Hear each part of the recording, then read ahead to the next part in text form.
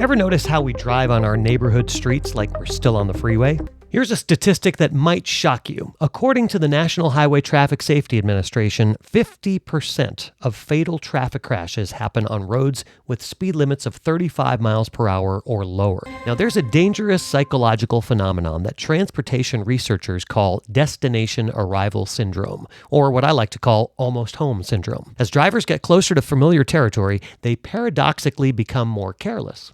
Dr. Ian Walker from the University of Bath conducted a fascinating study using GPS tracking and found that drivers exhibit 23% more aggressive behaviors, speeding, hard braking, sharp turns, within a 2-mile radius of their home address. The closer to home, the more risks they take. Why does this happen? Familiarity breeds overconfidence. You've driven these streets hundreds of times without incident, so your brain starts to operate on autopilot. You stop actively scanning for hazards because nothing ever happens here. Cognitive load relief. After navigating complex highway traffic, neighborhood streets feel like a relief. Your mental guard drops just when you need it most. Time pressure paradox. Ironically, many people drive faster in neighborhoods when they're running late, thinking it's just a few blocks. But those few blocks contain the highest concentration of unpredictable hazards. And territorial behavior. Some residents develop a sense of ownership over their neighborhood streets and drive as if they have right-of-way in all situations. The Federal Highway Administration found that residential streets with mixed land use, homes near small businesses, schools, or parks, have 60% higher crash rates than purely residential areas. These transitional zones require extra vigilance because they combine neighborhood speed expectations with commercial-level activity. Here's something most drivers don't realize. How you drive in your neighborhood directly affects your highway performance. Good local street habits create a foundation of defensive driving skills that transfer to all driving situations. Just like we always talk on the podcast, things like scanning and hazard recognition, speed management, following distance control, and patience and stress management. If you can calmly navigate a school zone during pickup time without getting aggressive, you'll handle highway traffic jams with much more composure. And that conclusion is backed up by a study from the Virginia Tech Transportation Institute. They found that drivers who scored well on residential driving assessments, smooth stops, appropriate speeds, and good scanning patterns had 42% fewer highway crashes than those with poor neighborhood driving habits. Here's your syllabus to becoming a neighborhood driving expert. The 3-second visibility rule. Before proceeding through any intersection, even with a green light or stop sign priority, scan left, right, and left again for a full 3 seconds. Man, that seems like a long time. This accounts for runners, cyclists, or vehicles that might enter your path. The Goldilocks speed, not too fast, not too slow, but just right.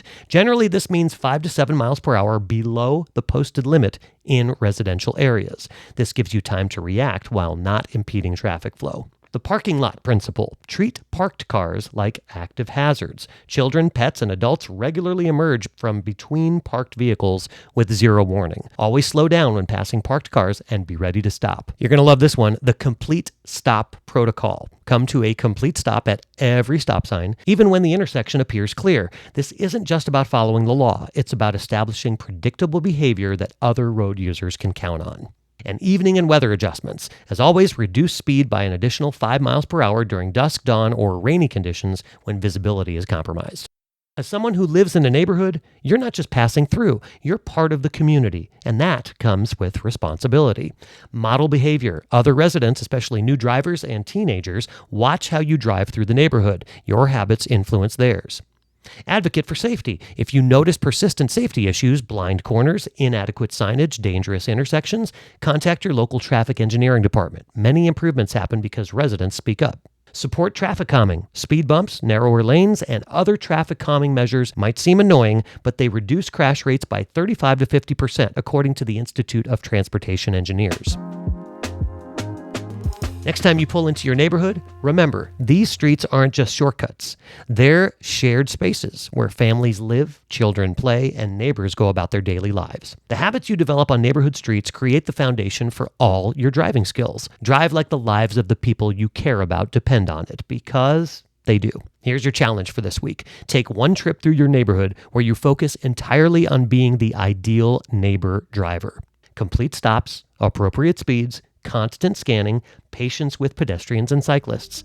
Notice how this heightened awareness feels and how it affects your stress level. Then, on your next highway trip, observe how those neighborhood patience and scanning skills transfer to your freeway driving. You might be surprised at the connection. And don't forget to check out our community at drivesmarternow.com. Drive safe and slowly when appropriate, and see you in the neighborhood.